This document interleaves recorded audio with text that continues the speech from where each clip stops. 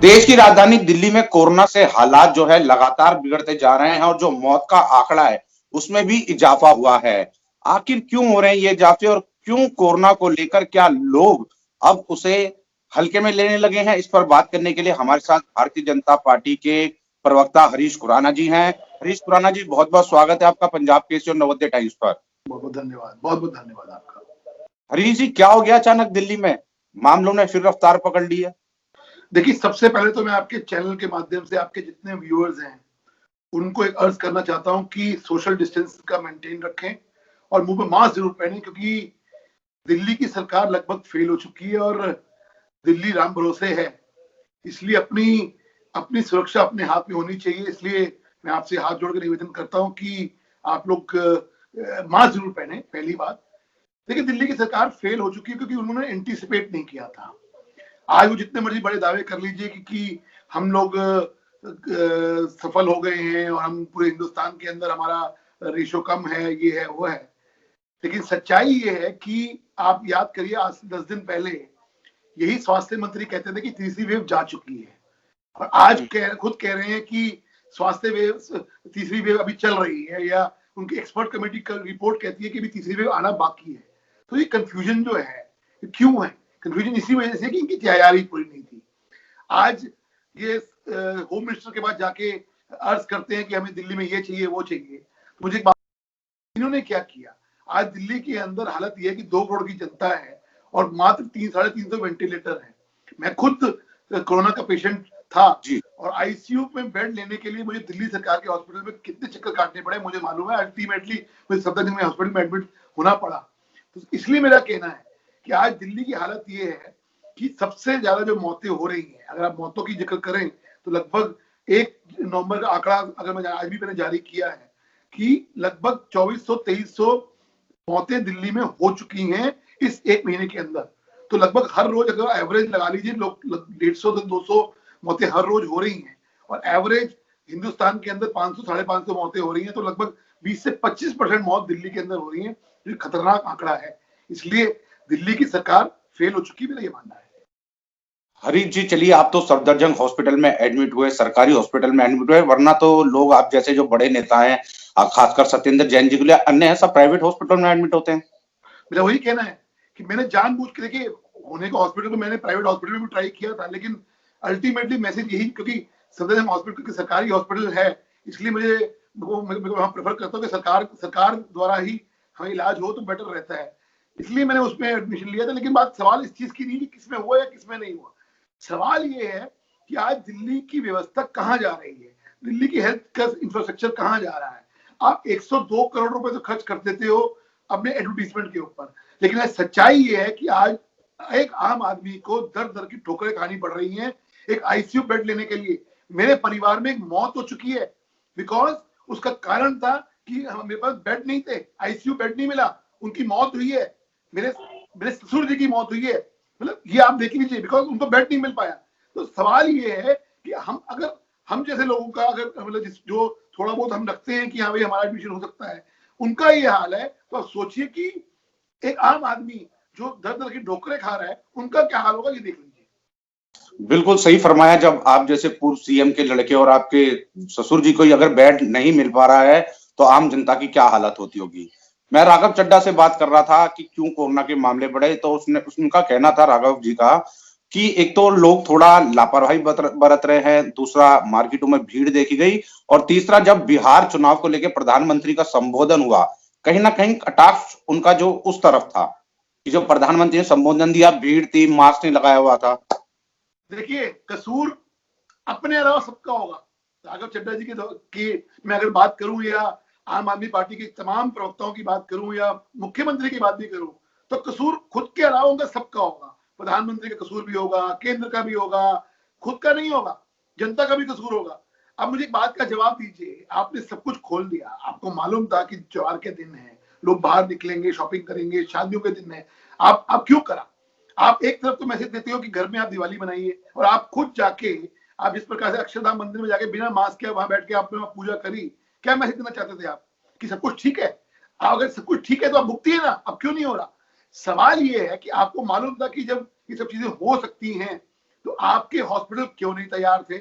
आप झूठ बोल रहे हो कि आरटीपीसीआर टेस्ट जो है वो हो रहे हैं, वो टाइम पे हो रहे हैं और वो अच्छी खासी तादाद में हो रहे हैं, जबकि सच्चाई ये है कि मैंने ट्वीट भी किया और आपको मैं पेपर दस्तावेज भी आपको दे देता हूं कि एक प्रवक्ता कह रहा है कि मैं 27,000 टेस्ट हो रहे हैं, राघव चड्ढा कह रहे हैं 37,000 टेस्ट हो रहे हैं, लेकिन सच्चाई ये है कि आरटीपीसीआर के लगभग 15 से 16,000 टेस्ट हो रहे हैं।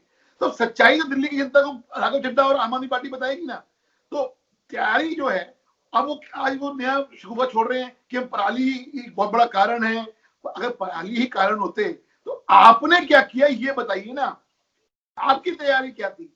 कितने कोरोना के बेड्स, आईसीयू के बेड दिल्ली में आपने 6 महीने अवेलेबल कराए, ये दिल्ली की जनता को जवाब दीजिए। कितने आपके पास वेंटिलेटर तैयार है आज की डेट में, वो जनता को जवाब दीजिए। आप सिर्फ कह रहे हैं होम आइसोलेशन के अंदर आज भी 7,500 बेड खाली पड़े हैं। होम आइसोलेशन से सोल्यूशन नहीं निकलने वाला। अगर होम आइसोलेशन से सोल्यूशन निकलता तो आज दिल्ली में इतनी मौतें नहीं होती। आज दिल्ली की जो मौत का आंकड़ा है बहुत खतरनाक नंबर पे जा रहा है। आपने जिक्र किया प्रदूषण का, तो पराली को लेकर वो तो कहते हैं कि हमने जो इसके लिए जो पड़ोसी राज्य हैं वो जिम्मेदार है। उन्होंने जिक्र किया हरियाणा का, उत्तर प्रदेश का और पंजाब का। वो कहते हैं हमने तो नई टेक्नोलॉजी लाए हैं जिससे जो हम अपने किसानों को दे रहे हैं, और वही टेक्नोलॉजी का हमने दूसरे जो शहर है उनसे भी अनुरोध किया, पड़ोसी राज्यों से। वो तो सीधा सीधा ये कहें तो हरियाणा, पंजाब और यूपी पे डाल दिया उन्होंने। देखिए वही कह रहा हूँ ना, अपने अलावा सबका कसूर है। वो खुद पाक साफ है, वो सब कुछ करते हैं लेकिन खुद कुछ नहीं करते, सिर्फ एडवर्टीजमेंट। इस वक्त आज की डेट में सरकार चल कहाँ रही है? सरकार चल रही है सिर्फ एडवर्टीजमेंट के ऊपर, सिर्फ विज्ञापनों के ऊपर, सिर्फ अखबारों के ऊपर, सिर्फ टीवियों के ऊपर।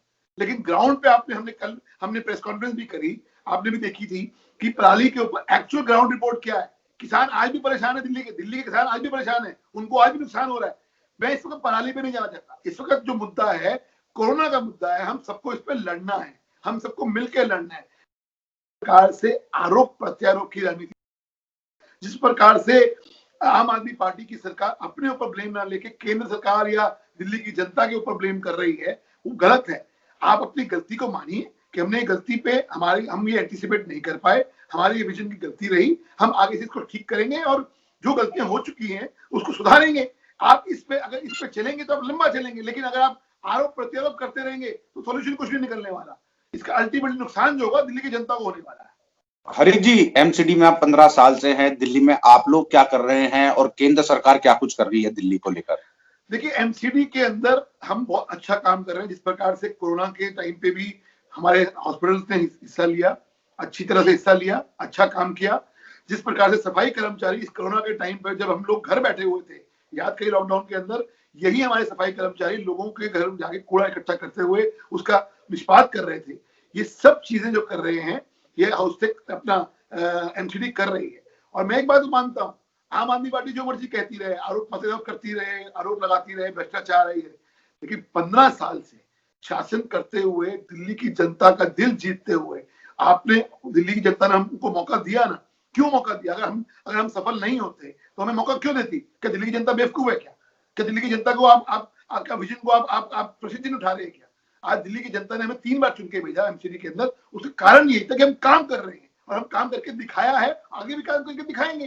तो एमसीडी बहुत अच्छा काम कर रही है और मुझे लगता है कि आने वाले जब चुनाव होंगे, आप आम आदमी पार्टी जो मर्जी बोलती रहे, हम दोबारा से चौथी बार फिर आएंगे, ये हम निश्चित तौर के ऊपर हमें पूरा यकीन है। लेकिन फिर मैं बोलता हूँ, हमारी इस वक्त प्रायोरिटी चुनाव नहीं है, दिल्ली का चुनाव नहीं। हमारी प्रायोरिटी है कि इस वक्त दिल्ली की जनता को राहत कैसे मिले, दिल्ली की जनता कोरोना से कैसे मुक्त हो। और जो प्रधानमंत्री जी ने भी आह्वान किया कि बहुत जल्दी वैक्सीन आने वाली है, कि हम भी चाहेंगे जल्दी से जल्दी वैक्सीन आए और लोगों को वैक्सीन लगे और 130 करोड़ की जनता, जो हिंदुस्तान की जनता, 2 करोड़ की दिल्ली की जनता है, उसको वैक्सीन मिले, ताकि हम इस जो पिछले 1 साल से हम जो सब लोग भुगत रहे हैं, लगभग 8-10 महीने हो गए भुगत रहे हैं, उससे हमें निजात मिल सके।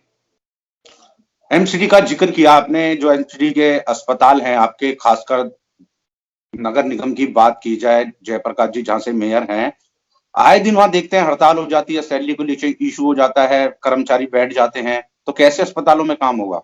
देखिए उसका कारण ये है कि जब से आम आदमी पार्टी की सरकार आई है, तब से ये प्रॉब्लम आ रही है। आप भी पत्रकारिता करते हो, आप बहुत टाइम हो गया, मैं देखता हुआ आ रहा हूँ आपको।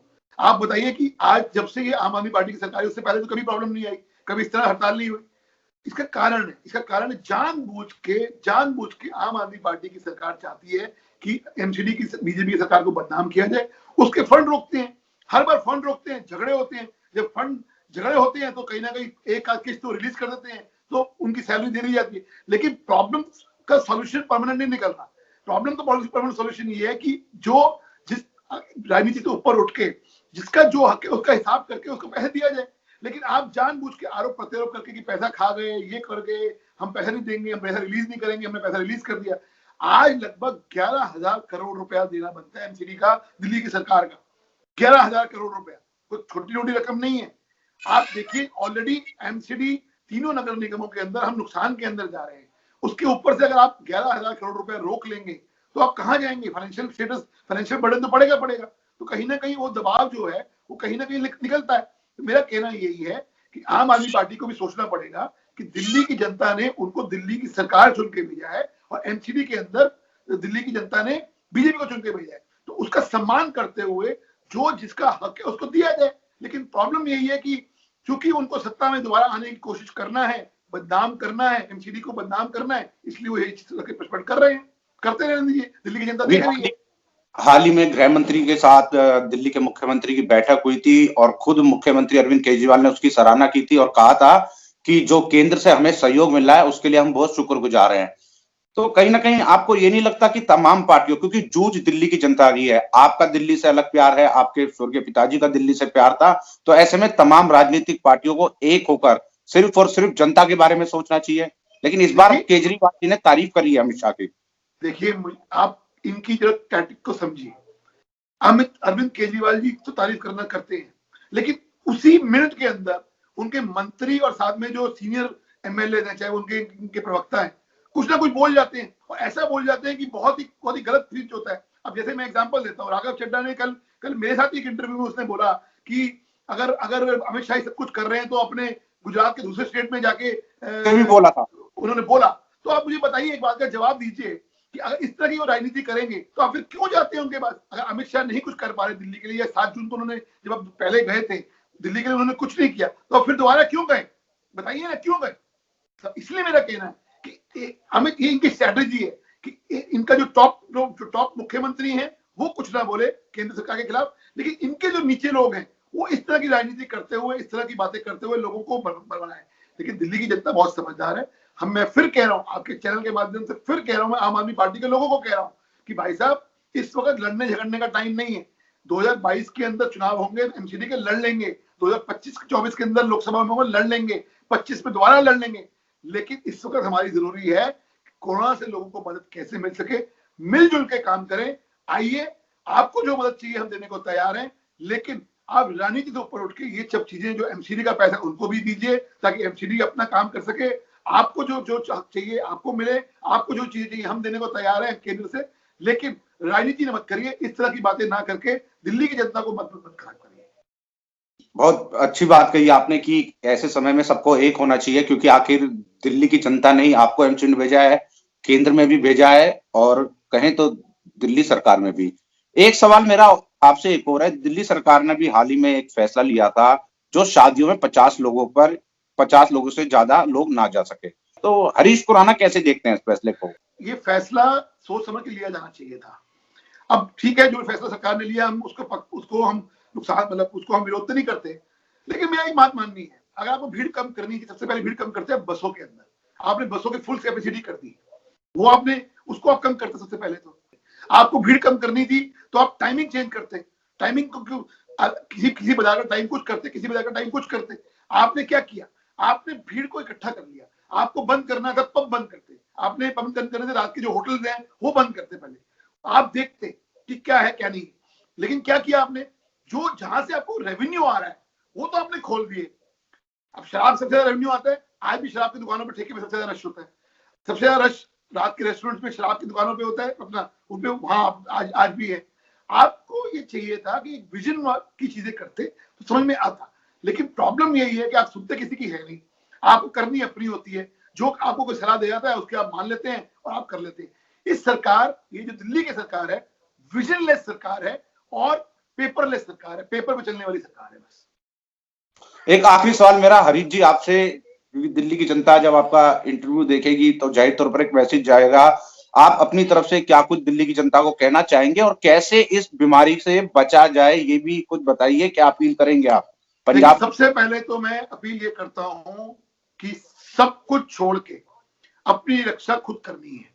जब तक दवाई नहीं आएगी आपको अपनी रक्षा खुद करनी है। सबसे एक ही मात्र वो है, मास्क पहने, घर से निकले मास्क पहने, घर में से बाहर कहीं जाए किसी से मिले मास्क पहने, सोशल डिस्टेंसिंग का मेंटेन रखें। सबसे बड़ा उपाय तो सबसे पहले ये है। उसके बाद मैं आम आदमी पार्टी और तमाम राजनीतिक दलों, चाहे वो कांग्रेस हो चाहे तमाम राजनीतिक दलों, राजनीति से ऊपर उठ जाओ। अभी इस वक्त राजनीति करने का टाइम नहीं है। इस वक्त इलेक्शन बहुत दूर है, इलेक्शन के टाइम पे राजनीति होती है, तब कर लेंगे। इस वक्त सबको मिलजुल कर लोगों की मदद के लिए आगे आना चाहिए। लोगों को जो मदद चाहिए, चाहे उनको ब्लड चाहिए, चाहे उनको हॉस्पिटल की व्यवस्था चाहिए, चाहे उनको कुछ भी चाहिए, हम सबको एक राजनीतिक दल, हम राजनीतिक दल नहीं है सर, हम एक कार्यकर्ता भी हैं, हम एक धार्मिक कार्यकर्ता भी, राजनीतिक कार्यकर्ता भी हैं, सोशल कार्यकर्ता भी हैं। हमें अपने सोशल की जो धर्म है वो पहले निपटाना चाहिए, पहले उसको करना चाहिए, राजनीतिक धर्म बाद में करना चाहिए। अगर हम ये सोच के काम करेंगे तो हम लंबा चलेंगे, हम लोगों की सेवा करेंगे। इस वक्त हमारा परम धर्म होना चाहिए कि लोगों की सेवा हम कैसे कर सके। हमारा परम धर्म ये है, राजनीति साइड में होनी चाहिए। मेरा यही मैसेज है। और सबसे इंपॉर्टेंट, मैं फिर एक बार कह रहा हूं, घर से बाहर निकले बिना मास्क के मत निकलें, ये आप बांध लीजिए अपने पल्ले। बहुत बहुत शुक्रिया हरीश खुराना जी, आपने अपना कीमती समय निकाला और पंजाब केसरी नवोदय टाइम्स को दिया। और एक बहुत महत्वपूर्ण आपने बात कही कि समय राजनीति करने का नहीं है। तमाम दलों को, चाहे वो कांग्रेस हो, बीजेपी हो या आम आदमी पार्टी हो, सबको एक साथ आना चाहिए और लोगों की सेवा करनी चाहिए ताकि इस कोरोना जैसी महामारी से जल्द निपटा जा सके। धन्यवाद हरीश खुराना जी।